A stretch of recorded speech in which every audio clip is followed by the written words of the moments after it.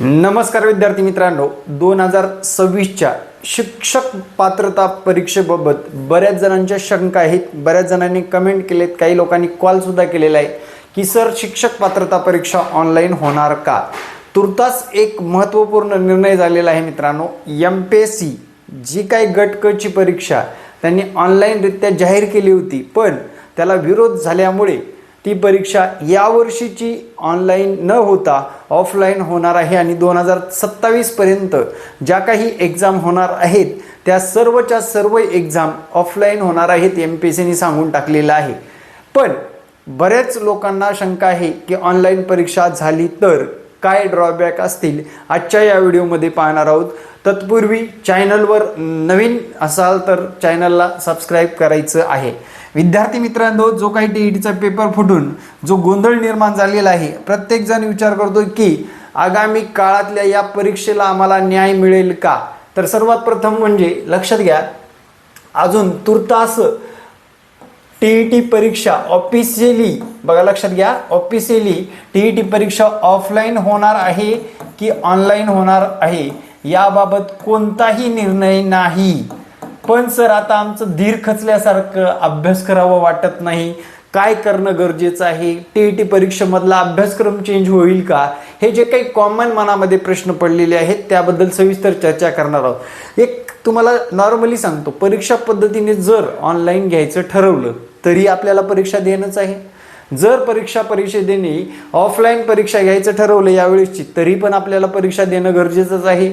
राहतो मुद्दा फक्त हार्डनेसचा, आणि ज्यांना सोपे पेपर येतात आणि काही लोकांना अवघड पेपर येतात. आंतरराष्ट्रीय सांख्यिकीनुसार MPSCने सांगितले त्या मीटिंगमध्ये, आंतरराष्ट्रीय सांख्यिकीय नॉर्मलायझेशनचा उपयोग करून एखाद्या पेपरमधला प्रश्न हार्ड असेल तर त्याला जास्त गुण देण्यात येतात. त्यालाच म्हणतात नॉर्मलायझेशन, आणि त्या सूत्रामध्ये टाकून केलं जातं. म्हणजे जर समजा बऱ्याच विद्यार्थ्यांनी एका प्रश्नाचं उत्तर दिलेलं असेल तर त्या प्रश्नाचं सोपा असा प्रश्न गृहीत धरला जात असतो. आता मुद्दा असा आहे मित्रांनो, जर समजा ऑनलाईन परीक्षा झाली तर तुम्हाला अभ्यासाची रूपरेषा कशी असावी आजच्या या व्हिडिओमध्ये बोलणार आहे. लक्षात घ्या, आपलं फिक्स सरळ सेवेसारखं नाही, आपला फिक्स सिलेबस आहे, त्या सिलेबसनुसारच आपल्याला जायचे. म्हणजेच मराठी व्याकरण 30 गुणाला आहे, 30 प्रश्न येतात म्हणजे येतातच, पॅटर्ननुसार 30 प्रश्न विचारले जावेच लागतील. उलट ऑनलाईन परीक्षा जर घेतले, शब्दसंग्रहावर जास्त भर द्या मित्रांनो. कशावर भर द्या? शब्दसंग्रह आणि युनिक शब्द पाठ करून ठेवा, जेणेकरून तुमच्या मराठीतले मार्क कट झाले नाही पाहिजे. 150 पैकी आपल्याला 83 किंवा 90 गुण मिळवायचे, म्हणजे कास्टवाल्याला 83 आणि ओपनवाल्याला 90 गुण मिळवायचे. तर असे विषय टार्गेट करून इंग्रजी व्याकरण फिक्स सिलेबस, चेंज द वाईजचं येणारच आहे, क्वेश्चन टॅग येणार आहे, डायरेक्ट इनडायरेक्ट येणार आहे, स्पीच पार्ट ऑफ स्पीच येणार आहे, फिगर ऑफ स्पीच येणार आहे, वन वर्ड सबस्टिट्यूशन येणार आहे, त्याच नंतर पंक्च्युएशन्स येणार आहेत, सेंटेन्स एरर येणार आहेत. या सर्व गोष्टीचा अभ्यास करणं गरजेचं आहे. आपला CDP हा विषय समजा, CDP मध्ये सर्वात महत्त्वाचं म्हणजे बालमानसशास्त्र. तुम्ही जर बघितलं IBPSला मानसशास्त्र एवढं सोपं विचारलं जातं, जे की विद्यार्थी मित्रांनो ऑनलाईन परीक्षेचा सुद्धा तुम्हाला फायदा होणार आहे, लक्षात ठेवा. म्हणजे असे विषय टार्गेट करून जर तुम्ही अभ्यास केलात तर येणाऱ्या काळामधला कसाही पेपर झाला तरी आपल्याला तो सोपा जाण्याची चान्सेस वाढलेले असणार आहेत.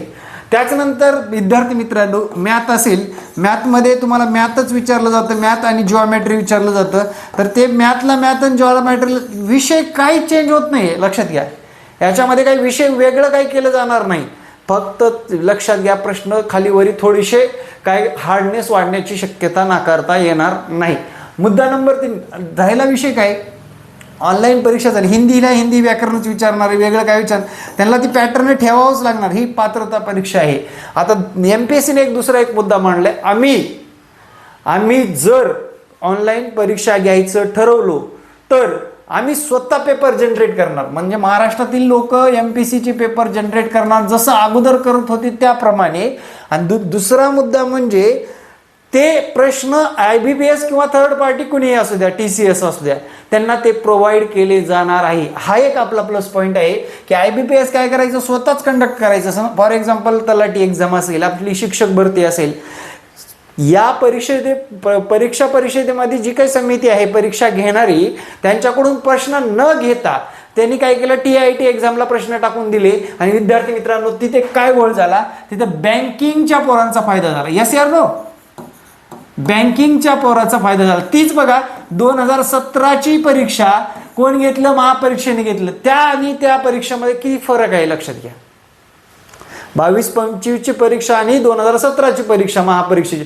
तर महापरीक्षा आहे काय करायची, HA कंपनी लक्षात ठेवा, HA कंपनी काय करायची, HA कंपनी ही महापरीक्षेचं काम बघायची. ती काय करायची की त्या विभागाकडून प्रश्न मागवायचे आणि विद्यार्थी मित्रांनो तेच प्रश्न तुम्हाला द्यायचे. म्हणजे ऑनलाईन रित्या त्रयस्थ पार्टी वापरायचं काम करत होते ते फक्त या HA कंपनीचं. लक्षात घ्या, ती कंपनी बुडाली, फ्रॉड निघाली, ती नंतरचा भाग आहे. पण IBPS ला सुद्धा असं सांगण्यात आलेलं आहे, IBPS घेणार पण ते काय असणार, एक मध्यस्थी भूमिका करणारे कोण असणार, आपली MPSC असणार किंवा MSc असणार. लक्षात घ्या, आणि याचाच फायदा आपल्याला आगामी काळातल्या परीक्षेसाठी होणार आहे.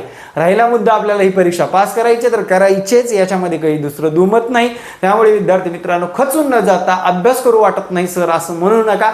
आणि तुम्हाला त्या पॅटर्ननुसार सुद्धा, पॅटर्न म्हणता येणार नाही, त्या सिस्टीमनुसार अभ्यास करणं फार महत्त्वाचं आहे. कारण आगामी काळात विद्यार्थी मित्रांनो शिक्षक भरतीमध्ये नवीन क्राऊड यायला लागलाय. लक्षात घ्या, म्हणजे या 22 पासून D.Ed B.Ed करणाऱ्या लोकांची संख्या वाढत आहे.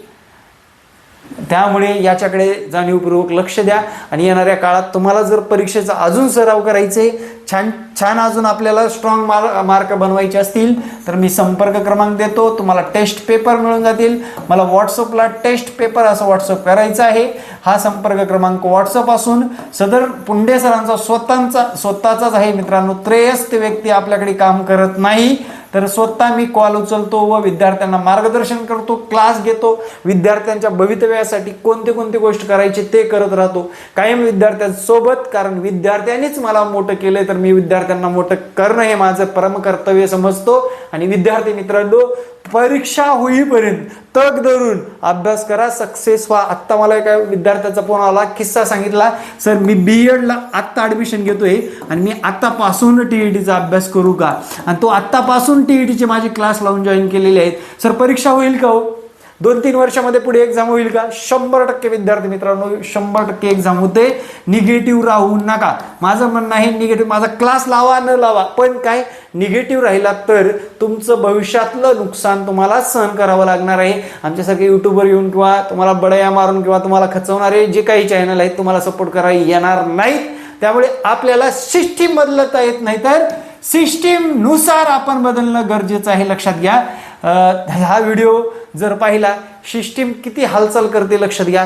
अख्ख्या देशामध्ये 20 लाखापेक्षा जास्त विद्यार्थी याची नीट परीक्षा देत असतात आणि त्या परीक्षेमध्ये 20 लाख नाही 20 करोड जवळपास परीक्षा देतात ते. त्या परीक्षेसाठी जे काही सोनम वांगचुंग हे उपोषणाला बसलेले असून सुद्धा आज 19वा दिवस आहे. त्यांना परमेश्वर अजून ताकद देऊ, सरकारला जाब विचारण्यासाठी ते बसलेले आहेत.